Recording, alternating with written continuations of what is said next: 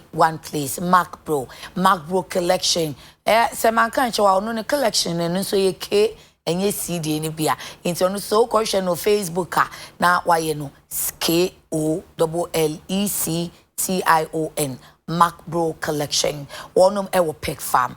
Otra be di Pele Plaza na unsa benkum so ube unse store dan kese me ensansa so empaboa nko amanfo kra to be ton enti ubetimi akofa mpaboa wo akwakoton Macbro collection sa no fe o ma me combination we si so papa na ba no hu sa fe wonum 0244 211491 0244 211491 da wo mo ase papa anopai ensem a ye bedi ho nkomo no said ye nra ye no na nenso sa na ye be ye ne ye hya se fi ase ne aba show enti bottom up ye ka ye uproar over new 450 seat parliament chamber heightens sana daily graphic head about page 17 and I show you fearful ahye ya PCI ye timwe ya yenya asipiti yenya nsuo yenya ni akeka na ye ya enson ye ema ye nkrofo na ahia ye hia dodo enkrofo ye protest e park atuantomo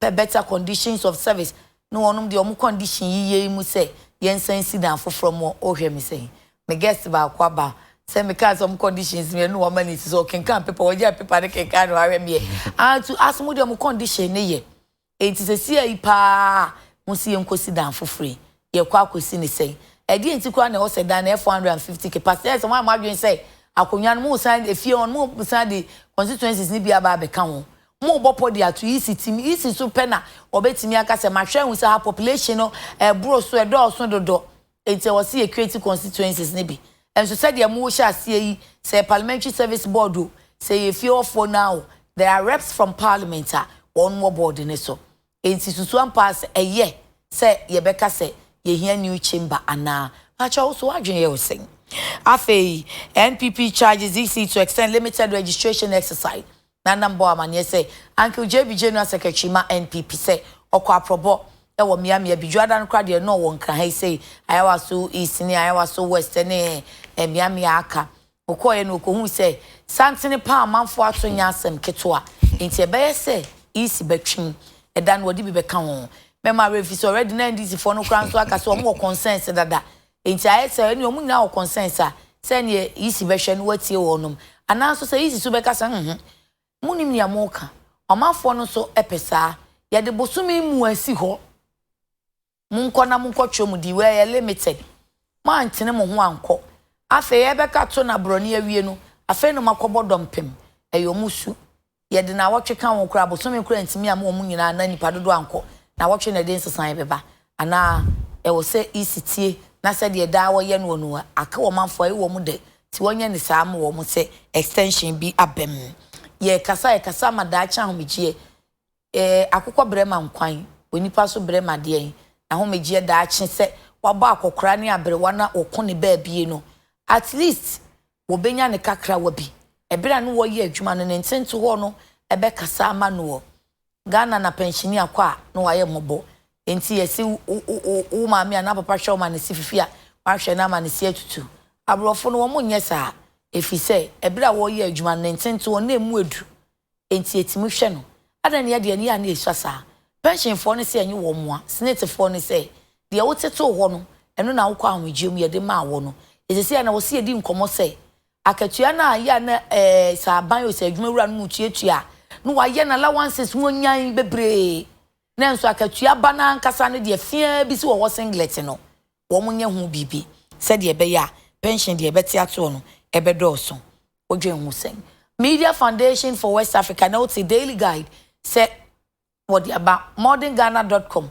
wo mu se ye tata wo mu sa na ye se wo mu so wo ma hacke just wo mu ni password and so ma konkrofo email mu but ni na Media Foundation for West Africa say enye sa na ye ade ensem chofo hia bambo nye sa na anu ya world ranking ba ye ni ate abeda for yi ye be kokra a chense fi say said ye di edi sentro for my Ghana mu no enye fe ana ye nso ye duebu ayenkwa na ye duebu ana o se ya we dia ba odie muti ya dia okeka Why you say on waiting someone to pay ye be dear home come? My first guest, our Barbara no pay a honorable member of parliament, Emma Omanfwa, one ewo Jaboso constituency. Ya me catch say, or shall say so by a man you ne, one question upon coginim dear crano, not Nenia Bria, oh ye Mr. Speaker, or Esuapomu, UCC for parliament. Here I bet you say, Mr. Speaker.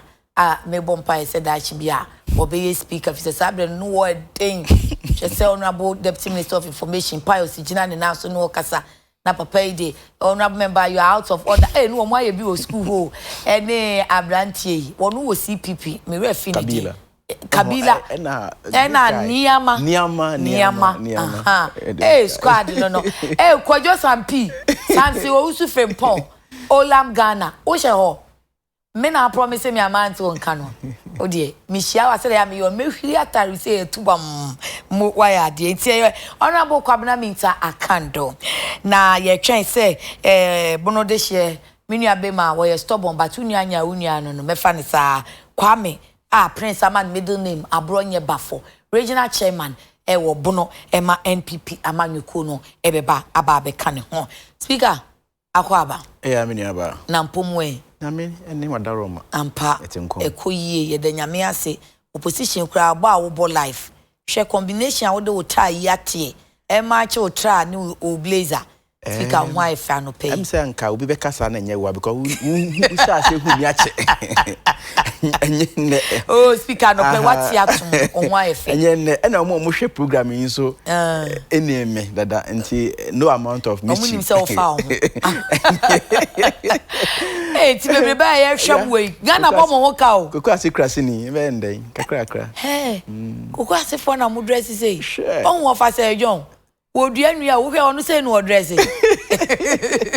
say if you kwa ewe ya was dressing to can family t-shirt and can become better oh David why fe o de say ya ye da say no pay say waba but no pay ye consent pa ye sha say free say wo apro Ghana fo ani nyi hu almost identity. The Parliamentary Service Board of Crown Eka more reps also. And see Monka oh there be not now. Ada let's say 450 capacity new chamber mo pese musie. Didi kama me chair wa hwefo na menka say asemi sha say bobo ba no. Ma bisa especially on the minority side no. It looks as if say obia enim ho hwe. Now say mo bisa no bisa wan. Dipa ba ko why very consistent on this matter. Honorable Abuja. We raising this issue if I remember on couple of occasions. Okay. Ye nya no ye bia. Nti sisi ameti hayi. Say me nua ba o ka kire me say me ni sa edan ho nkoma me hu de meka because me nim ho hwe and that is the truth. That is the truth. And for me, no MPP and this because I know people say Mubarak because Daily Graphic edit by say muache. Me nimwa me nka say me nim. There are a number of occasions I might appear on several platforms are issues about parliament. Me take size on it that because who take size one take size of a parliament. Okay. And now the size of baby Abertrand to Mr. Sandabia. Okay. I am very optimistic say at the end of 2020 push na best assembly. Nti say o ye mra she badwani especially say o ye mra men hwe o present circumstances and find ye mra hwe ba bia be boa the larger population because the present circumstances be tuma say at any give nti me sa biases no me nibi but the truth of the matter ni say me nim ho hwe and obi bia ni ho and I have mentioned honorable Abuja consistently even on our platforms we bisa questions and obi ni ho wanya answer. Let's say munim yate but Osha say for me Ghana here for me chamber bisa and this is my personal opinion. Okay. And yet minority opinion and yet NDC opinion. Who bisa make Kwabena Minta Akando and even parliament in here be any chamber. And as a country maybe you do see no amamu ne say na esi kono aye hu but anon fa koranhye no enye ene chamber. That is my personal opinion. They na at a point in time they here pa any members from offices sabi we adwuma na oni ba bia odi wuti be hye ede wo nkrata agu a na eya banyakopon adaroma job 600 no ye wie ama obia at least more than 95% of us no obia nya offices. Okay. In fact, the 5%, them right power. No one say constitution. Actually say, yemfa majority of ministers on the free parliament. Inti yenye power, and I believe it's yes, I ministers no, our more one offices no, and na sa 5% ye pushy economy say be ya office ministry na unsheda here office bia na obi a woni ministry obi a ya take care of them. Inti for me it is asem no me mumu die ma dwen mu me hu dwen me kakra say this no way now say so that I mean, it has never appeared on the floor one chain any enso Ghana for yasoma ye twehwe na say ya ya hu pictures okay emba on the floor of the house me and discuss okay ya hu pictures speaker any leadership inspect BB obi pay courtesy call on them our church wonom ekwanya ambefa so mbisi dan any contract any other but say officially abase yen ka ho asem de me nyanti bibisa number 1 and let me make this clear okay. Number 1 madika kan say me nim ho hwe nti ubisa me na say me se me bom timu a me twa nkontompo wa fidi so okay. Number 2 my personal opinion is say enye chamber ene ehia I agree to some extent say edu ba bi ne ye programs bi to say me fan say ye ready budget announce state of the nation and nam say ministers are audience on the floor of the house now ministers now monye MPs no so eba no edu ba bi na ye ho kire kakra but we manage those things you manage those things amount for graphics mo too comfortable nkonya ne so dodo nti nkonya no kran ke yeah that's another school of thought monya enough space nti you betumi a reconfigure the chamber no and now sa occasions in the crown no once or twice a whole year okay state of the nation and now it be a budget okay and no once a while and the basa it me the nkonya ni bi share emu me to me the managing is some to me the nkonya ashem there now it means that space wom well I believe say me expert on that particular but I believe so some transfer now more reconfigure e bit me take extra minimum of 10 seats crowd e be kan ho. But the bottom line is that I don't think say at the moment see here even the chamber cry a priority. Okay. It's not a so priority. also mo pictures. Na mo pictures and na mo sure anya asem here say mo be bisem mu nsem and who say even if it's in the house on the flumber cho question dia to speaker him say ye pese ehu sa de we na kwan bi. You see sometimes what nsem bi a ho enye say obeprepare ho akoka asem bi no bi and this government is fan of doing that. Edu baby a opese o preempt ade bi no mo avoid no ma be catch it so no ma dane na kwa na mo be enya aban bia you know enya aban bia ya ma mo nyesa asem ne ba let's deal with it as it is. If you have examples you can cite them but I'm citing my examples and I'm the only panelist on so on I this can't platform. ask the question. You can but at least so I'm only asking so say aban bia be agitated say asem oba na ohwe no position bu agune so a e wo so oyi ano enkanka sa aban we me ne nti no e wo say otobo na hwe bebe akosi na wonya nyina so bi ansa na so be ka ho asem crown the floor of the house waka I believe say the way ya nemesi koni amount for day wonom anu tutum no apusu yen and that I will not be surprised say if we am rekoin issue no ebe on the floor of the house and now so say a parliamentary service board no ebe take a second look at it for me if you ask me and wonom so mo feel say in their opinion here they should come out and explain okay omo feel say ye hia sa man. As for the argument about say no credit I mean tis a leader cancer but I've heard arguments say majority leaders say and now say ye be swear president be in I was say no parliament ni enko ho ne ekwe for that argument I think we have to drop that argument I know there will be I mean we have to drop it. Osha valid enough for me any enko sanke discuss kwa share one of your study imu kra na innovating kama I know said the bebo na at the end of the day ni nyina yakohwa there is no way your person be I say will be later on the no I am not and obviously when you say stadium you ntumi you see for sadien and so yeah swear presence here ya hwe nkofo mo ho de then then ye be see ye gauge ye see ama afasa nkofo we nyina I mean for me that explanation is not tenable. Okay.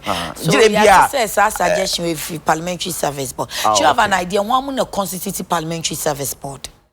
Well, me nimukra no me nim said the majority leader, the speaker, Honorable Hackman, the former MP.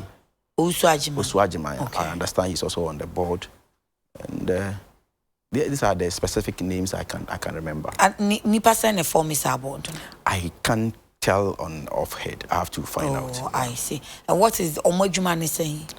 Send your board be out, Okay. I mean, this is Parliament, and the board of Parliament, they regulate the issues that has to do with Parliament. Oh, I see. Okay. I believe there's a picture when an American was Well, you picture, but I didn't also know say in relation to sa new chamber na asema. Na ade na ma wadwen say new chamber no ho mfonyin ni. Oh, we di adanse sa. Oh, I'm say a buyer no, there were some news be a can ho a buyer. So I just say and now one more can I mean contract our modern money partner on also a day sir adena ba chere wo no no ho so we hwe na conversation e corner clearly na ye sa adena na no mudi hu nkomo say conversation dia yen fa ne say conversation yen ja no conversation level but when you hear say the majority leader ababonten abeka sansemu ya wo ka chere me say won so atibi ya then obviously na ensheda anya room obium initially ni e fi say a room honorable Rasmus Baraka no ano pe say ono so ati say honorable majority leader kan exactly me so sa na mate initially ni e fi say room on na wo say eto okay but be say e kono say e ya ade a room they should come out no me ka chere so ade a mo kan dey enim nti mo mi nya no hwa but two things must be clear for me name anything about it. Two, okay. I don't think we need it at this point. Okay. Must be very clear. Yeah, but that's papa. Na ebusha for afe ma mini your next guest na wo your regional chairman Emma NPP wo Bono region ye wura Kwame Bafo a itafe ni se abronye enche Kwam akwaba mejoso onho ye onyankopon de achi where did he nyani de ne wa fa onho wa be ye panyimpa ma megegem tada danyana ne o kan me de ye adwuma Kwasi Bafo ne ho ye no ye yo ye da se anopa de ensem a ye hwe no me sure se wahu bia ye ka parliament new chamber wonum adwen ho so opese eba afi de wa general secretary esusu se limited registration exercise e koso ne yempege mu pensions intento na eti ama adwuma fo ne ya na esua enti wo mbekọ no na omkọ ahụje mu aketo abi afi na no wo mani ko bre senate for so any media foundation for West Africa wo mo yi asem odeto aban enim se wo srada wo mo nsentwofo mo ban na that way I say ye di nsentwofo ani dodo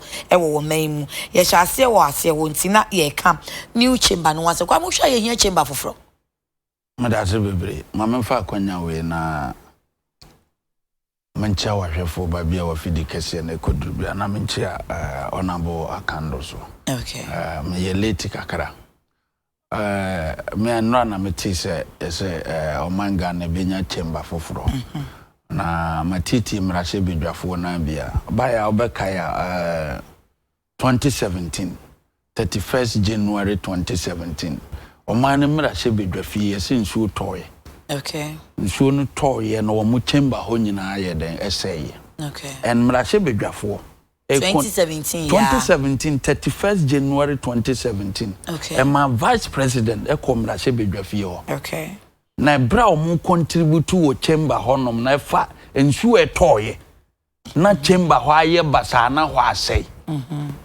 ho na ebeda adi se o mu chamber na ye chamber dada no mu ye renovation 2014 na 2014 renovation no kro mu ye no tim say ansipo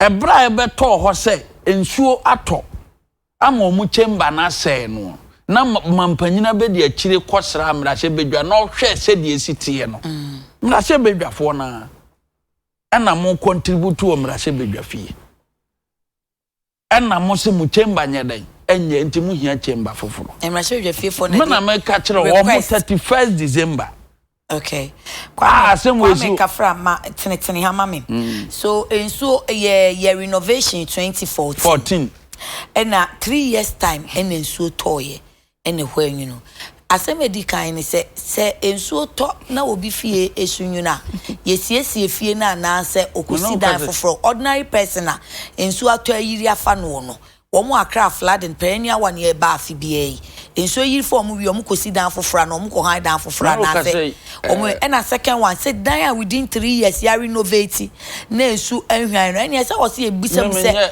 renovation and how did we do it and the kwaba say na sa na say eja dan no say kosi fofora oba menye expert ba adansia ntimi de me dan say ye wie na bronya me kodam madam okay but chamber ye wo hono me say o tie report na e bana eye omo wo adansie hunim de ena ama ayi say advice say ebehia so omo hia ebehia say enmra se bedwa e wo sisi ya no ombenya chamber foforo said dan na ye den said dan me no ka say omo ye renovation ahodo bebre omo ya enye yi adan na esi wo sisi anu ye ntimi renovate ni biem me no ka say renovation bi na mama o afefoforo asem yi okay ena ye wo housing committee utie niye housing committee no omo ye nipa mako edunwotwe me wo mu nyina di ni wo me phone so amayi a kire housing sa ebra nsuo no toye you mean the select committee on housing or parliament okay what you say sa committee no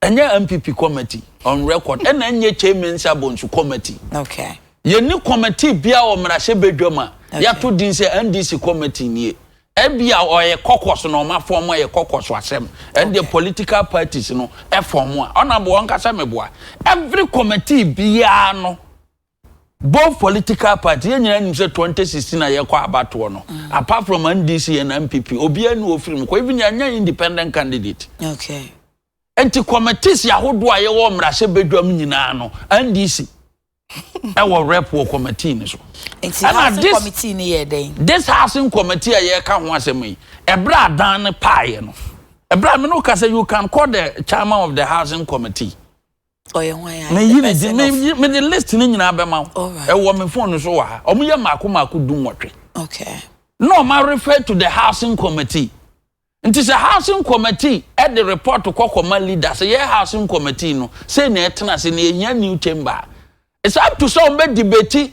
Anya ni ogina nchen ana ni aba UTV abaka say enya na chisiri. Hold on, say me the honorable minister kind of the channel person me new opening Raz Mubarak honorable member so kasai. I was like a parliamentary service in fact me bisa me question say na then amuye say no say manya correction we. Na nya parliament and na bisa. Na ye parliamentary service boy to be sure wo ba ye awura mu na me bisa opening account say why mo na constitute parliamentary service board PSB no omudwumade ni say any ade.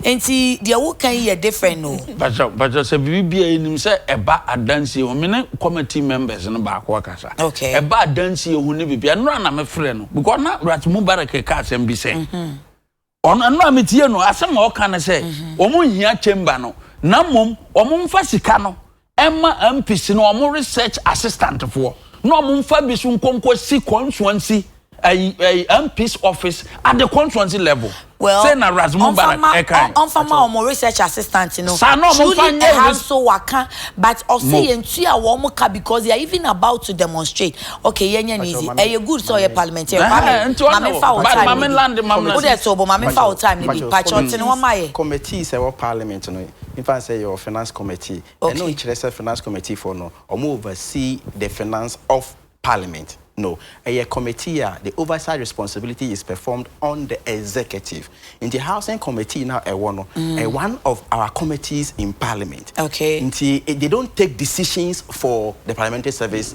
board. Omo housing committee, omo share aban jumedi. So it's not a parliament that be. But you make it so get it clear. Then, secondly, okay, assembly. Once who be some no can say parliament. Here be cry and ya dear here in the chamber. Okay. Did you very good. Yes, you say that. The reason why I'm a cancer say, as I speak to you now, my research assistants. Okay. Or my juma a number of months. Okay. I ain't tria one no more. So what I say? Inti CFE say, we are not talking with respect to build the chamber. Okay. Can't be a here parliament to see a Kenya. Okay. One more boy in my DNA Cosono. Yen tree or more can't yen Casamono. Okay. But what I say, Matthias Bansa now bet one number 2 ni sono. Said ya kwame chiem we then and yes a moon you people know. No, we don't know. It means parliament is no. You are making it look as if you no. That one is also wrong. Because 2017 or say no, it's wrong. I am a member of parliament, Mr. We see, say issues about on the floor of the house, and you rightly indicated, Sabi, no correct. At the point in time, so that near amended, I think a local government act. Okay. I remember vividly. But you rightly asked the question. Say Sabi usi would dying. Sabi a dying monocra was no. And who kwabi et me a touchema. And you say Bibisa aba a dying one. Unyin di say I was say ye crano since say ye kwaku see a dying for near Copesica Chichi. As I speak to you now, Crampono, there are a lot of constructions. So by parliament, there are a lot of constructions are but indeed, Mubusa na mudi yasem bisa no, I don't remember. Vice President and him on that 31st I do not remember. I was very careful here. Ebia kokwom anase committee ana baby any official me kind of I can't speak to that. All right. Do you get the point? Okay. But on the floor of the house, officially, as far as I'm concerned, it could be that leadership of parliament. I don't recall. Because leadership will include the minority leader. I do not recall. And in fact, to put it on record, Assembly by we've had the chance to, had conversation with some of our leaders. And they have also indicated, does it include the minority leader? Well, I want to leave it there. Some of our leaders. Okay. Until let us not paint the picture. The better make kind. Say, young members of parliament in the can't say in here chamber. Please, it's wrong. It's a very bad picture you want to paint. Say, leadership of the house. You see, let me tell you what leaders say do. Leadership of the house. And decisions. Vice. Then it becomes a normally, under normal circumstances, issues are border on welfare. And now say, issues, most of the times can minority from here Ankasa. Okay. In any case, answer leadership take decisions. Sometimes we have caucus meeting with them. And sometimes we have what you call committee of a whole. If you invite press, you invite Obia, Ankasa, you discuss. I do not recall a day as I issue a babble. Yes, on authority. Say 31st January 2017. And even the deputy minority chief whip Ahmed Ibrahim said ni kwan say majority leader any speaker Emma Omotoa proceedings so because any the baby anka o claim am anka mani beje mo na ye nya ya say time na vice president why na wo say omo de ahiasem tu nanu omo no ye hwan mo na ye omo no the leadership of parliament I'm saying here say Parliament, Emekasa Abronya Obwa. Parliament, your chairman Sabon Sudano. Okay. Minority leader. Harun Edrusu, and a representing NDC Yafan. Okay. One first statement in Mra, say me to UTV. Say a bra, Vice President to come Rashebegum Kohe and Sue Toy and more pon proceedings. Woman de tuna nim say, Chamber where the young mam Rashebega for Nachen or my renovation into a new one. Okay. Enti Omode tu na nim no ese ye pe expert for the call and omode advice ya ba say ye be hia 450 capacity chamber enti omode akwa to leadership anima e leadership asem so omode be call the floor of parliament say the dabia mo ye to debate. All right. What is about the issue say obia won individual views say aba enti onabo akando ka say ebi omonya we ono na nadwene. Okay. Rasmumba atru kire say Yankosi MP's office at the constituency level. Okay. Naba be almost tena ye aduma no. There was a survey and one of the things I share so this call members of parliament they say say even offices in their country. If you remember, you had discussed this survey in political science department. University of Ghana there. Mubufu there be mirror. Okay, not me kai nti na akoye na during the last regime so bibisa discussion bisa by say yen pe offices and farmer members of parliament in their constituency be benefited the constituent. Okay. So what I say in their constituencies be benefit me want personal observation about those things, but that one I recall I discuss it. Okay, thank you for the question. Kwame masema mi bisa ni say okay, granted omo de ahiasema to vice enim expect a baby e be kan mo nyama ye de ne aka ne ma bebre omo nyani nyina ma ye Experts abem eno mo siampa. Enye say ye be renovation here dan foforo. Say here dan foforo. Why 450 capacity? If they say ade wo ya mo se enye ntiensi foforo e 275. Enti 450 no adaeso ben na mo so. Epo ben na omobo atu EC team. Na opinion say chairman sabonso asem na honorable Mubarak kan say what in justification say or say ye swearing in I'm a president nipa moba public gallery honu sa ense se dwumade nso nke koso parliament so ye dream omanfo ne ho say ye dream omanfo no adenti na nye enfa omanfo no dodo mom enye ye calculation capacity no na mom ye kwa akwhwe eyi parliamentarians ni mom capacity which is even 275 na mo ye 450 250 ikura 450 ikura na mrahye bedwafo ebinom eso mompe na na adwena manfo dodo no nkuride na omo constituency hu kura de ase na ye be asem kase but that's the justification na ye say some panyene me amena na kan me no ka say 450 ade bia o ya se nya akwanya ne se be we ye be kwa ko debate o parliament leadership no na de ato abanyanim okay nti report na ba na so mbe hia ni we me nyini se leadership no won be fa mrahye bedwa na chi enko from parliament ma other members no contribute no mbe hu ase yakwa land na ya start dabi it's possible entimi masa enti sa aba ni se leadership no aka minim se samre ya generate issues no bia ebe call the floor parliament na choma kwa mi anu si na ya interject ne pa what na hia also because me wo honi nti me mana ma place to pa choto o ma me na enti se kwamra se bedwam na se house no debate a ebeto ba ye issues bebre wo ha ye te no wa abonten ento ebe kwa akwaduru mra se bedwam ye so ye debate ye no for now no ye mfa nto ana meboa ana ye defer this particular issues at appropriate time no na ye den ya ka ho asem na kwa se omo bisanti necessary ye mo omo ye hwe ye ho ne ya boso mu a ya setena e wo mu ya ehia na me da ba me madwenum se o hwe o man Ghana ha nyina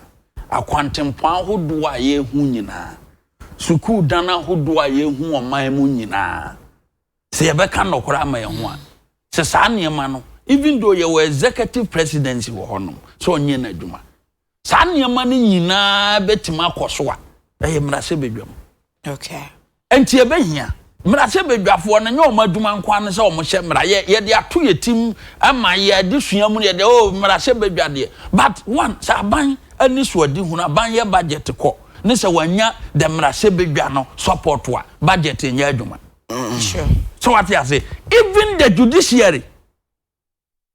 judiciary na ankasa no wo musikasem e wo constitution mu no eye mrase bedwai e na eye enti ye kokoba se ba bia mrase bedwa tena edi dwuma ya renovation ya na still nsuo to no mu wo program e chese mrase bedwa na so munya ba bia eye no mo tena de ya adwuma de so mo man Ghana after 2017 31st January so na to ye no 2018 ya tin so ato eyira fa wo mo na 2019 so e and the mintimi nchire ba ya mintimi nchire but me no ka say utie ensema Ahmed Ibrahim kan Ahmed Ibrahim na ankasa on that very day of floor parliament ka say omuhia new chamber u leader it's one person kan na oh that means you missing the leader no because originally ntino ye ni leader I'm quoting Ahmed Ibrahim on one kind on a radio Ghana grant interview or some say they need a new chamber Ahmed Ibrahim on them deputy build a new chamber for them you see me say honorable Kafra meba ye be see new chamber mom oh new chamber na just so na di proposal ba na amamuo ye sa enkrabata me nsan na ebu okay amamuo aye sa enkrabata me if them na say bedwa na tenase na say majority say we don't need the chamber Yebenya skawe $200 million. Yebenya skawe. Bajo, me no ka say. Omo de MP budget na omo say yem fanko. And say MP office at the constituency level no. If say MP office baako ebe kwaso ye say 4 million Ghana cedis ni say sia. And say ebe kwaso ye 3 million Ghana cedis say sia. You need to abudi di ni. Saying, but your man in coaching sika.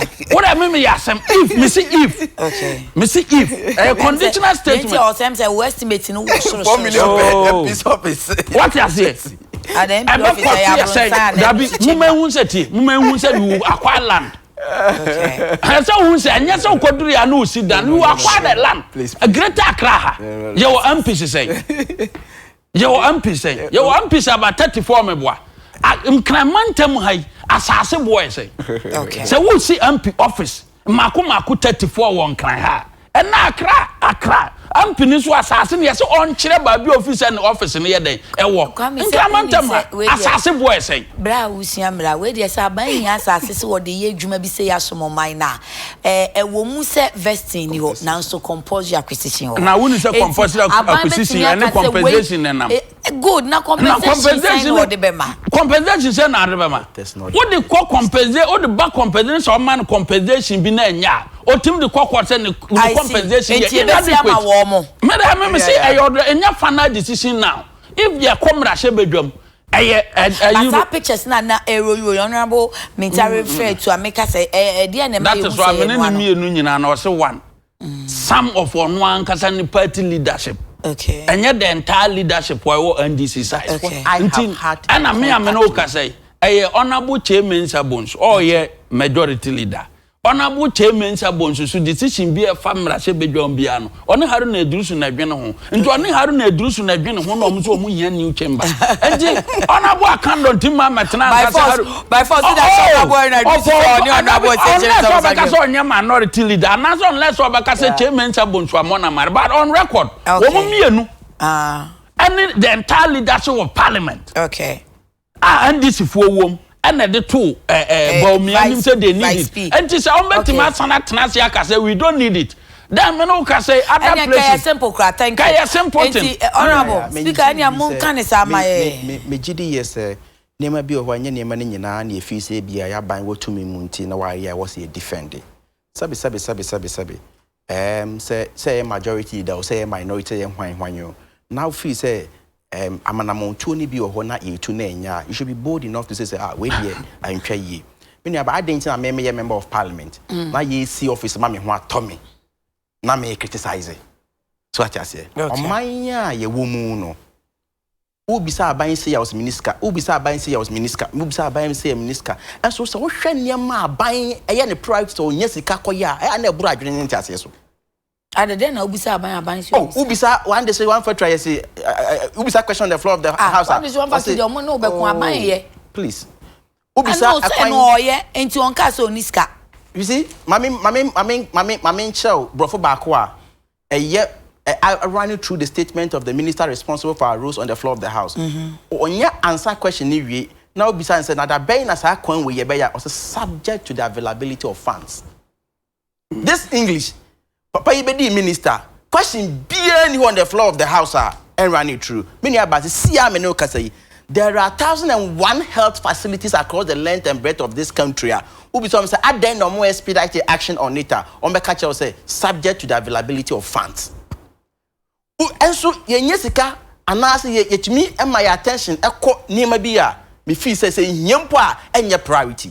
Cathedral criticize and let me correct this impression. It is possible sir construction we a bit me akoso take a decision na akoso na emba the floor of the house. It is possible. Oh, how can it is because there are a lot of constructions akoso say parliamentary service board need take a decision they don't need the approval of the house. Sir. Yes. So what you say? They don't need the approval of the house. And let me also correct this impression. The impression is created as though at the end of your innovation, there's a problem in the chamber. There's a pressing demand for the change of the chamber. Please, as I speak to you now, I have not seen any idea. I was a warranty say. Sika anke betumi dia kwan sika ene udu highest no bed before my committee am here ranking also there's a report before us no bed syndrome are investigating and you'll be shocked at the revelations. So what you say nti say yenye sika kakra your priorities no na enye eno ne ka ho asem sabe saka bibia ye okay bibia ye yakwan ekoso we ekoso and you say sabe uti we minim say oba bia woda meboa but say enima nyina to ye na say dream house Ope baby a nka wakoma mu no ope a menyi ni se obeja oba school fees now this kind of akose wo dream house ba say to that so I will share renovation ni rent ni nsu eyi fawa o ntwen se minya scan some my dream house. There will never be a renovation of $200 million. Thank you. They will never. Come for 3 minutes now. Omo say niema bi wo ha mampanyini ya ehunya. One omo ankra aka say free education budget no eso. And omo afra vera His Excellency John Dramani Mahama said the high influx e free education mo ma ye nya quality. Into omo bibia no e say ehun say omo criticize. Why are you changing the What is no o ka say we one village one dam ni niema bia you put it on the floor because you give me the opportunity to talk about that. Please bacho. Me no ka say ukọ na anu a mo ba say one village one dam ni nyina no munhu no ababontin the Ministry of Information akoba bia yi adam no construction ye dey e koso o ma yahu e de say NDC fo na expect say o mampanyin na nado danko akofo adon fa dam no emra o minority or parliament mfa mekire o mo anase dam no should be constructed at the NDC party office. I think I should react. What you say? Eno no mo kan obara o mo se niama nkoso a no mo penso no niama ekoso dia mente o ma se mo penso na niama ekoso ro ba ya na no Monday ya yeda sore ye no e de na ekoso wo man Ghana yeda sore ye na mamuo na o se hwe nkoso no anda na nado danko akofo ado nurses ya mo ye private and public nurses 2012 to 2016 mo penso na niama ekoso no mo tifie ye de mo amose mo economy ne ye papa you give it opportunity to what you say mo na mo economy no ye papa na na man for mo mo the same NDC for kwa mo so na mo pense mo kita a good economy and so kasa na contract na way and ana no tua contract I am say no can in passing to no gra me manu react no say react no oh we and na maka kire na o say aban nye niema ehu hia ye fa nipa aduma nurses ya na na o mama clearance ya ye be form aban si oniska no o say aban niema ehia na aban ye de se cathedral aban na ye cathedral. Okay. Just aban is there to support. What you say? Me no ka say that Muslim building here e work and da hono no. John Dramani Mahama penso and am set up committee. I must see some mocks you know pay funded the support. Government of Ghana contributed. Turkey something. Me say government of Ghana by then set up a committee. Men can say aban kwande. Government of Ghana by then. Support to any Turkish government. See that building. No. If government of Ghana support to say Yensi Cathedral this is 4 million kum. If we want to Cote d'Ivoire, we need a cathedral and the Cote d'Ivoire and mine. But national program be on by your honor. I can't chamber nothing. It's your Facebook, Mama, watch live. That is the NDC. Now, Badago Godfred, or sister, I don't forget today is my birthday. Oh, okay. God bless you, increase you, and make you great. Yao Bafo Century says these leaders don't really think about us. It's so sad that they always don't suffer as we do. Their children and family are abroad, so that's how they will think. Gideon Levels, GHSL says, are for our leaders to use the taxpayers' money to construct roads and build hospitals. Instead, they want a new chamber. God have mercy on this, our dear country. Baby Nan Sparkle says, oh, you love my hair. J Essentials, check them on Instagram. Archibald B. Amponsa says, yeah, can you please show the picture of this presumed new chamber? I think I saw Honorable Haruna. Honorable Akando in his initial statement said he saw a picture with the leadership. What leadership was he referring to? Okay. Prince Ube Tumia Rulia Manu. Bobby Big Boss Teacher Mante says, writing as a concerned citizen, I can confidently tell the entire media men that journalism and journalists are never under attack. This administration led by President Akufo-Addo. Let's not forget so soon when journalists were beaten, a camera of a journalist was being broken, etc. under the actual NDC government. Regards to Ernest Kumi of Nkwetia. Nana ACLC Bat Addison. Sister ya, please, I'm an advocate for female MPs. UTV, I'll be very happy if you invite female MPs on the show regularly. Okay, if Omumpen inform your arrangements need your mobile, we accept them. Osai Bola says, I'm watching you live. Okay, let me see who else is here. Enoch Obin says, Staya, do you know how pensioners get more salaries after pension? Snake sometimes deduct some months from the 12 months they are supposed to. You will print a statement, and instead of the 12 months, they can deduct only 2 months out of the 12 and take the rest to tell every worker to check their statements every 3 months. Wow. A lot. Makenkan kakra mamwa. Mama yenkwa yenim na yenhwe sa snit ensensem no. De omo keka che omo woni de se odai mi amesoma yeni bi. Ana more about two very quick issues, especially some year ranking again, on health. Okay, say, on health. Yes, on health. Or say Omama clearance for nurses from 2012 to 2016. Na yenye hono yamfa obibia na se ye fa wono mo anka net number clearance for those nurses to be employed. Please, palpable falsehood. It's not true. I remember, and so same way Babontin, I've done my checks. Between the period of 2012 to 2016, a number, in fact, thousands of nurses were recruited. Of course, in between 2012 till now, Oko University, you know it. Every school will be now or train one subject to be on passe. Until Abia later, so I will not be surprised. Say Abia will be real school in 2012 or 13 or 14, and they be employed. No. But the impression to be created as though some employed. I have the figures, and I challenge sir at the end of miss. I mean, sir impression numbers of created say Yamfa Ubiano. Then secondly, he spoke about the fact he said, and I'm saying also crowd can be said one village, one dam. Because I'm a farmer. As I speak to you now, I'm farming in the northern part of the country. We are dam and as even dugout. The main aim of dugout or dam is to irrigate the field. So that is the benefit of a dam. For agricultural purposes. I am yet to see under this government dam one.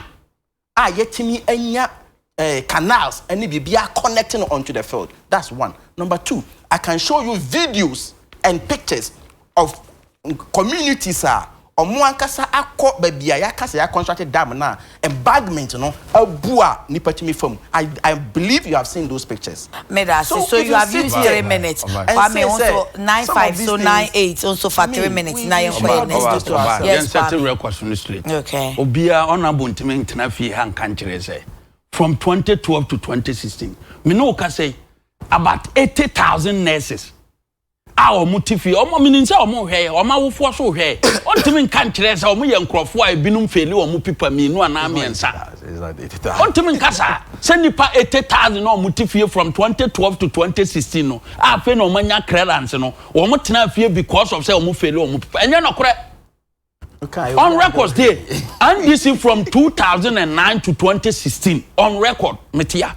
The former health minister, Alessebefia on friend non challenging me. Say NDC 8 years, 22,000 nurses no fire on record. 8 years. 8 years. Me say the former health minister on friend challenging me. I'm here. 8 years you. Nanado baye and then Nanado danko akufwado. 2017 to 2019 I no say 54,000 nurses. It's not true. I'm no Cassania, also no ma faili, unless for a sumu faili until I'm motifi, I feel I'm passing. I can't don't patch on my what you hear what you said? I'm interject, so Mimi, what you say? Almost faili until I'm motifi. Oh, no, I'm not inside. That's what you said. That's what you said. Mimi say, next for failing to motifi. That's what he's saying. That is what you said. No motifi, no ma faili people me. Is that the same thing? What I said? But the people heard what you said. No, listen to what I said. Nipa 80,000 failure than. Please, listen. 30 seconds. This. Oh, they're clear. See, between 2012 and 2016. Okay. Okay. One more, almost from 2012, year 4 more, and then no. Yen year 1 year fat uncrofo. They may kind of say, Sam Reno, especially from 2012, a beer. Na obi ohwa want to me ampase ni suggest ni nyina it doesn't necessarily mean so mo tifie ni nyina let me proceed bia let me clarify ohwe nurses dodo ye omokoye a Ministry of Health statement omo de aba no 80,000 nurses asem from 2012 to 2016. Have you read the statement? 80,000 nurses asem. Have you read the statement? Na statement number on befa wom. Me na me ka kire o. Have you read the statement? 80,000 nurses yasem, please. 80,000 nurses yasem. Ti sa 80,000 no. Mo man ka say ebinu wo paper problem no matena fie nsia. paper na wo paper proba ye influence ya na twere ye influence ya na twere nti anya nokore the truth of the matter say under na do danko akofo ado wa beating records no a records no DC ministers na omo wo health entimi challenge o challenge enye ye because mu 8 years no emfie nwotwe adapa ne kasa tentene ne ayi nyina no 22,000 nurses kasa tentene nyina no power mo pa aba nyina mfie nwotwe 22,000 nurses ntina ye ma no obi aba within 2 years after 54,000 nurses and you muja na chire kwaya with your good economy ni nyina no na nado de na enye no e na ofo mo wo say yensa mfa wo mra na mo mefa tabo nto sa nkrofo no so bi enye adwuma. Okay, me da sentia fe ye make progress na ye nkohwe ECD no na ye nya kwan so nka adwumayefo ene wo mo pensions enhu asem kwa me wo general secretary say ebeya EC enfa extension emra said the ne the Ghanaian observer e di abano no na I think say more political parties me ni nyina o hwe umre na aka no this one probably may be a running story, but show umre na aka no any the now journalists for issue journalists for issue now in so those topics now and can be feel say can no mum be can balance na we about that is my humble opinion, but you are the host, so you can decide to do whatever you think is good for the program. Okay, all right, you and now between the boom so na time emeba mame Kwame kan se bi na ye say youth leader wo Prince Zongo Himfa youth leader be Muslim community Alaji Baba Angola na opese oye Kanda highway mosque oye retraction na to wo rebata wo nchechiremu ye adwuma na kade ne hyehyeye no no se ye de obi ba no okasa na obi ka bibi na obi se da bi efa me ho mame kwan na menyi ano a esese e man kwan enti e be ma Alaji kwan na meet be yenum bi ode atisasem na fi Alaji salam alaikum. Amin wa alaikum salam. Yo pacha wo se yankomo ya ye die ya ka bibi a wo anu ye ne ncheche mu ye tie wo e say me da obia sia o share UTV usually there Adekye yes we are proud of UTV it be I share UTV. Yeah, that's from management. No, yeah, yeah. Okay. I'm say politics now the power more program is so. And beside that, now me say abo nye or see and that mocks no. But the new one sem that Katuja mobile no. Panichao. Yeah, mocks no. Government be a and I say and support the idea. Okay. That he from scratch. National Chief Imam Dr. Sheikh Osman Mishal Butu. Yenya assassin from Rollinson. I don't know Forest Bureau operators are more from her. One fee that nothing. No more room say. Obian support to Kakra. No more start here. And Sana, Saudi Arabia, Omon Sabe Pumo Kakra, Oman Bibia Wejumanimo. Okay. And Sana for Omobefa Ejumano. Even in Kofi or Mobile. Alaji, Yante Dina Baukan for, but Edina Nkasa Mahe for Saudi Arabia. Okay. Metre said. National Chief Imam Yenya assassin or invitee business people, Muslim business people, or Accra. Okay. Inti omobe start Jumano. After na Saudi Arabia for by. Okay. Almost to me am fair Jumano am cover bia na Turkish. Okay. Buy. The Turkish buy no. And no na do the via do. Okay. We say you could take issue to complain. Say, Niama Omo Beba the Edgemano, no more feeling government to best support to Omana Oma with Yama Omo. But government will read the Omutia Omo duties.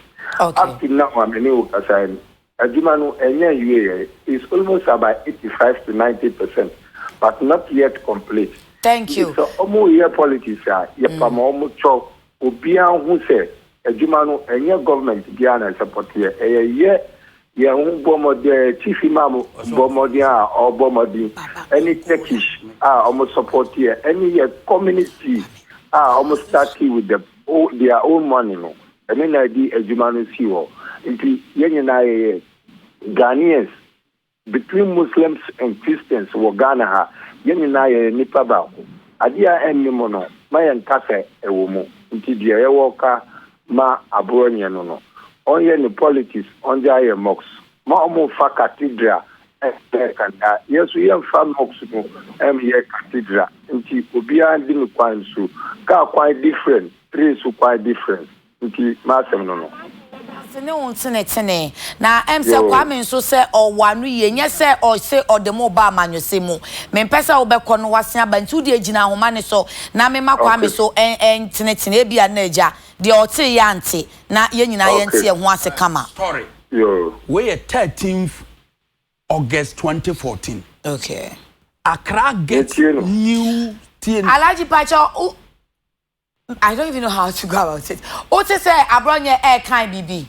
Minti the all kind of. I'm raising the voice kakra. Okay. Kwame ma oneso kakra. 13th August 2014. Aye. 13th August 2014. Accra get new central mosque. Next year will mark a major milestone in the celebration of Ramadan in Ghana, as the $10 million sponsored ultra-modern national mosque complex at Kanda will be commissioned under the instrumentality of President Dramani Mahama and the Turkish government. The world-class edifice being sponsored by Turkish Hyundai Foundation, according to contractors, will be ready for use next year. Tia Alaji Billy Brahma bisaso nimno. Alaji Billy Brahma and a mass interview in an interview with the Founder newspaper, a member of the Construction Technical Committee and General Secretary of Council of Muslim Chiefs, Alaji Billy Brahma, said that the walls around the mosque will be covered with special marble from Turkey. Only granted this interview under the instrumentality. Kwame, thank you. Under the instrumentality. On your argument, he's only come to the correction. Alaji Pacho, what Kwame say enye se na o kan asem de atomo so anase o kan asem de makwohye amanyose mu na emom de ono kenkan ye efi nwuma mu enema ne kasa pacho different ben won ewo the different ben about this gentlemen I'm begging the difference ben ewo what is the difference you please the viewers are the right person to agree madam yes sir wa asudwemo jimi wa asudwemo ade amembe se on hono se dia all kind of different from ono your ono or kind what did I say? What did I say? Government bia emfa amai sika and share maximum. That is all I want to him to understand. Thank you. And see, then we have taken it that no man say Muhammad support Kwame, I am sorry. Kwame, I'm sorry. He came to do the correction. Let us do the correction. Alaji Yadawa Sepa, Alaji Baba Angola, was a Muslim youth leader, a Muslim community. Enti wachireche mu amaye. Time no asa. Aka 16 minutes. In fact, 14. So we are going to do this. 3 na aka no. Aka snit, aka easy extension, aka journalist. Obi abefa they all you're comfortable with. Na monka wasem 7 minutes. Prince matter airtime. Na media are summarizing. Kwame na una na meba also because una na oye the next person. Into these 3 topics, there in episode can wasem for the next 7 minutes. Obaya mefa Media Foundation nsem na omude aba betudwa no. Okay. Say about unprotected and central for now. Meno ka say government andana nando danko akofo adobaya. Onyin central for MP kurufufuro ema omoso omnyede wo montenam in the first place. Nanando danko akofo adohwe na ban mu kura central for ye de ewompa. Ebini kwadwo ponkroma ebin central for binum ya ambassadors. Abinuma ye adwuma Radio Ghana, binuma ye adwuma wo GBC ene ne keka ho. Anda nanando danko akofo ado central for timi kire o madwen. Na ufa ni nyina kokowie modern Ghana issue na ayede aba na meboana. Yeah. The press freedom article 162 e kan ho asem no. Unim say limitations wo ana meboa. Ufa 164 na e kan limitation. say issues on national security and your press freedom asem. Article 164 of the 1992 Constitution. So yet one say freedom of the media, and yet a freedom say any limitation. The very Constitution, I know man said what the press freedom no.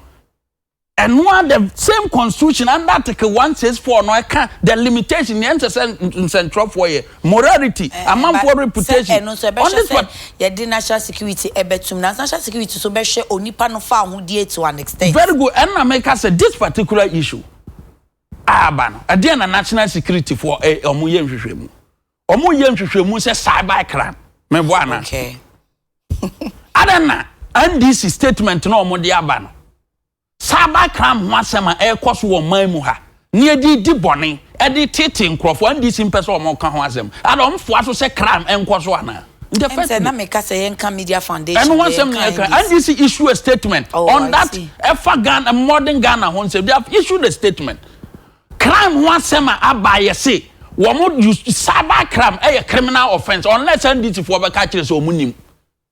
Until NDC for say man national security into cyber crime say sa crime no enkoso no mo nka say o man Ghana nya. That is NDC already o mo keka kwana say ya torture obi and for that matter the substance enunti o mo de koye e wo modern Ghana office wo no they don't want to talk about it. Kwame said the Media Foundation for can say obi ya boni a post channel one say bribi na obi ya boni a edunko post channel bi e bebu de be na yakaka na esu there bi ebia oye suspect keke enti mema mo say why boni no nsimunsumu ntiatia ne fa ho die so enu na ye openisle man na Brima ene ne foundation no concern omaye ade efe say wo na so yabo okay Ghana ha yabo obi a me ameti hoyi enintina ya asorto kura na wonim ntia ya asorto a wako police station akọ no police force no kwaje diembra kwaje your friends medical report we kire say ya asorto ne mfa mbebe ye doctor na meboa okay and national security for aba abonten say ya ntocha omo and ya ntocha omo dia sankrofo na omo say ya tocha omo abo omo atete omo no ye do omo ma hospital and omo nko hospital for investigation on that. I think that end the matter there. And eba, ne say indeed, ya torture omo atiti omo a. Eno no wochi obi a, ye nyina nim say ye mra wochi obi a nyese se de wa kan, ye wochi obi a no nkire se odifo. Ntina se se wotete no. Eno na eba ne se omo koye sa ade no, wo ye say ampa omo torture omo a. Ene ye wa asem ka but ena ye ka so omo issue statement say anda na nado danko akofo in central for tete no one question penny ebisa NDC mrase bedwafo ni NDC party as a whole say yetete mu yetete in central for ma stand up with buru central for okroma no statement honorable akandote on provide this statement here no can kire the viewers on read the statement in kire viewers when NDC was in government atiti stand up with ko 3 minutes no problem we need mu anka Media Foundation for because me my topic no what they analyze I feel what find because me no they have issues so statement in connection with this issue and the paper now I think daily guide and a graphic me kan nyina bom o reference na your NDC Media Foundation for na say what their mama sultans na Media Foundation call no say ban protect omo no okay O my Ghana hanyina and government of Ghana under Nana Danko Akufo-Addo a protect obia. Now more for NDC to issue a statement. Say, in central for under Nana Danko Akufo-Addo there atiti kona mbisa se stand up we bon crofo bon central for no.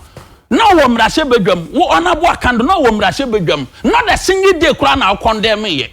Not a single day and ameswori awu under Nana Danko Akufo-Addo for that matter statement anymore and for that matter Ghanaians are not safe ye bisa NDC for one pension na George Abanga wu ya your friend King George Peace FM regional correspondent meboa Peace FM regional correspondent over 2015 ebra na all report to cocoa fertilizer amamfo wi atono na ofri sankware ba because obekwa report to omo ye involve fertilizer ye wi afri sankware warehouse. But the regional superintendent of police, and the man report to say, Oko Sankwaria, na cocoa fertilizer yeria, na NDC for no bin mafa. No, Oko report over ana Ken George yeku no nya nsentwereni and this if wo na de mo opposition no mo dwene central for mo percent central for come as a mantino mo the statement ba say you sympathize with the media Ken George omukun no abanga unless somebody ka kire say abanga nya nipa because mo wa aban mu ne central ni ho kan onye nipa na mo opposition dia ne central ni ho kan dia you side with them hypocrisy in the highest order.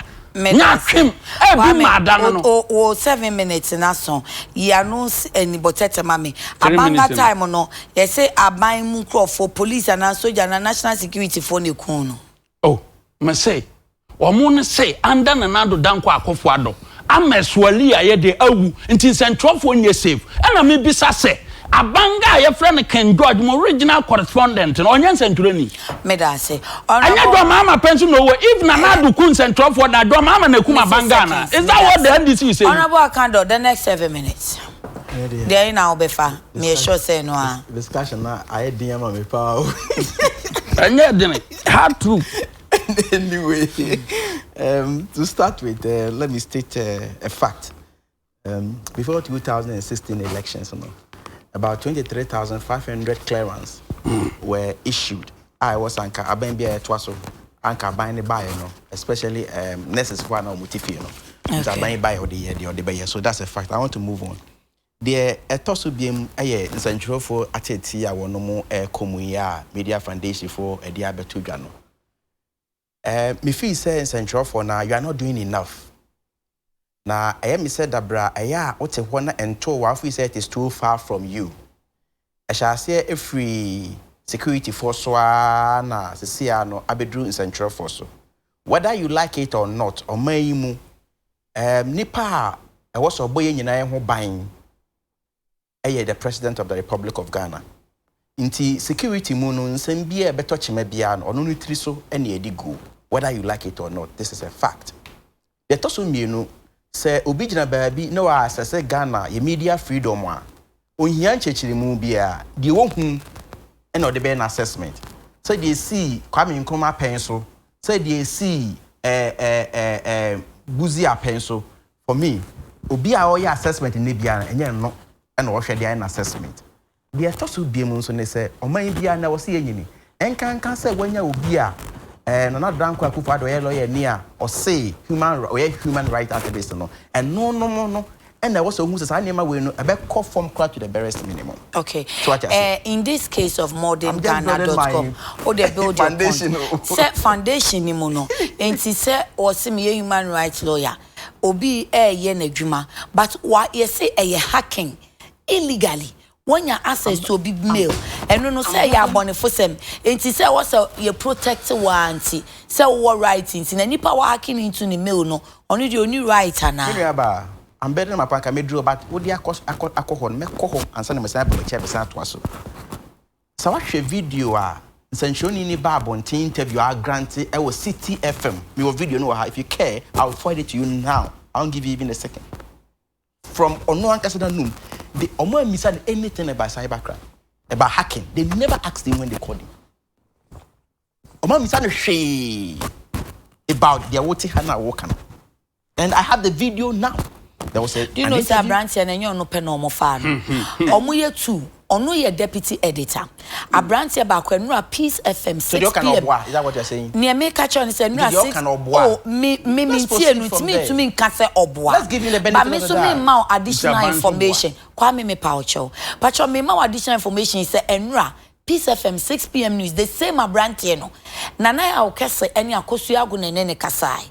Eno mbusa ni say Abrantia foforo bu onu so do Emmanuel ba me nkai senim no.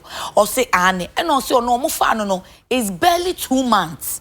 Na obi ede radio station bi wo Ghana ha.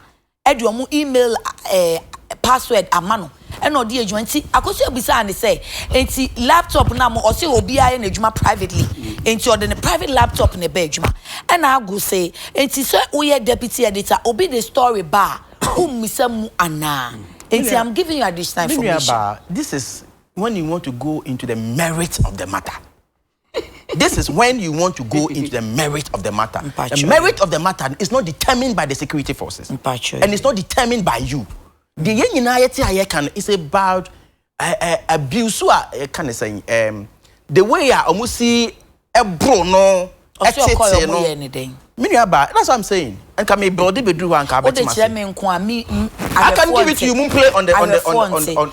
Me say, media mom, but I'm just going to give you a description of what I've seen on my. And I may person say so open to see up on my farm obi no on fan chere I refer no bia. Take some time. Very good.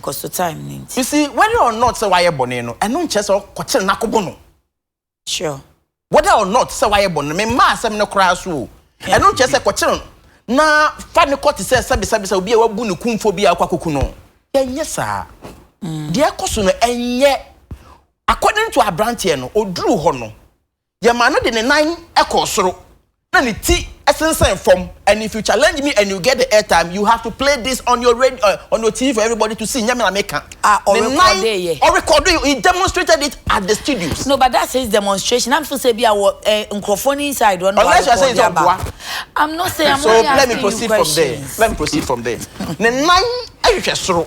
Then it tea. Esi form into where sa no aye week no ati ahwe form na aka chen say onye press up na no aye week no ato form na ya so the pan na ya raise no ya journey mu no ahwe ho me ba I watch this thing ahomachin and the show better tell me mama so me can say sabi obi aye bi boni a e ma yem fa ne famra kwan so. Why people when you are work of an interrogating or so preparing to court, I preparing to court. And you quite so brutalizing the panel. Tabranti and by no when your bruises and our cats be one. According to Abrantian of free, one man catch it by now, he went straight and this issue of some Medica. Oh no, now I did to him, they also had that. Or free one now all ban, or catch on some man forms manufacture some farmer. Okay. Into free one now no quiet Sabia. Into according to video that we acquire Sabia emane de nkrata Sabia for the man no man de my host no my host ne kenkan. Okay. I check body pains near the idea or call munin ninu I prescribing just the man nyina no e wo so. E free ho in fact e one pony o say one trust statement bia. Okay. And then abefa no. One trust statement bia dia identify na abefa no. Inti sa nyema we ya e koso a ene okoka na adan kwa kufu ado asem a na amanfo di untentano no. And there are a lot of examples. Papa me be me ya no ya adwuma Star FM you koka minister yasema no say you di intentano you are here you heard it. Unim investigation course so announce I heard that a group of people that onim omo. So he never was able to say enkrofo group we mu and ofraban mu. I say na enkrofo edinachi intentano akama but onim omo. Why should that happen? So we don't know their identity and where they are from. Protect government. Oh, you see, a criminal is a criminal. Listen, a criminal is a criminal. Listen, we must sabi aban ekrampo no any individual being someone and now say you see paying for your bemuno you say they were mere and you can be mano. It's not for nothing as happened or assuming and I'm not admitting so very bonny assuming class say why yet I did being see Ghana mu a crampona I am not quite sure was identify you come up to be intentional. No, how is the evidence that government in a moment to turn intentional? What is the evidence? Kwame, thank you. Yes, so David, 7 minutes. Dia wa mem eye me da wase. Okay, me da wase. So abanga de mu na mu di ni ntekoku na na. Bibisa akoso baako mienu. And bibia ni wa za ne ma meka yo omampanyin na kasa kra ba abonten kra be ka ho bi keke se bia nsem we ekoso ye betu ho anamon na enye ye nti bi sa president na kasa no da. For me, in my humble opinion, niema bi ehun hia nu sa akwa president ba bonte be ka ho bi na sa asem we ekoso ya kum obi ya we tell sam enne we tell so na police for ego mojo oh say ya ka enye sa banga de no nana do de enye sa banga de no so enye sa banga de the way niema esi kono and you know say na nu ya index yi e ba abonte no ba bia Ghana take off from kodo ye once no you need be akodo. Okay. It's a serious matter. I wasn't central for this. Mo ankasa mo nyam ho enemy sa. Edu ba bia nam so obi de ye disen botom nti. Odu ba bi ye kakra no protect aban. Nti mo anka abanga se na dia na na made. Must be united. So ni pa no oye pro NBC media. Oye pro MPP media. Or nam so ye adwuma nsantro adwuma ni mu de. That something na you must be united and fight Thank for the you. Sandogbe dia na assemble na kan honorable. Sandogbe dia na assemble na kan. Akando MP for Jaboso. Sandogbe assemble kan yo. 32. Aye. What's the mean say me nyina odoji ni. Honorable Kwabena Mita Akando ye MP for Jaboso. Yeah, Mr. Nimrani says speaker. Speaker won ko fie nko ye adwuma. By fear no go parliament this time. Yeah, time now you need aso. Baby, you on papa question 9:30. And papa question 9:30 ye da wase person okoye chamber adwuma. And afi Kwame Bafo Abronye Bono regional chairman MPP. Ewuranom ye da mo ase papa. Empa mo chomi da mo ase mo ma mempon. Happy birthday to you. Mame Augustina Atakra or Ghana Education Service e wo Kumasi. Fiura and Afe Olivia Samwa Oba Ghana Immigration Service any Ebusia phone na eho. And the last one to you, Valerie Owusu Kwachiwa. And then it's Valerie Kwachiwa Owusu. Mashishama. So happy birthday to you, Valerie Kwachiwa Owusu. You are 5 years today. Beautiful. Oko School, Praises International School, Chimanwa Bija North, and Owo. Happy birthday to you. Pretty Valerie, God bless you, make you intelligent, make you a smart girl, and become a woman of substance one day so that you will make your daddy and Ghana proud. Yapon, may the aya clothing as say what ataria ene or the shame me. Aya clothing ewo kokomlimli or what top FM traffic lights no as say wa. Ubet me after 0244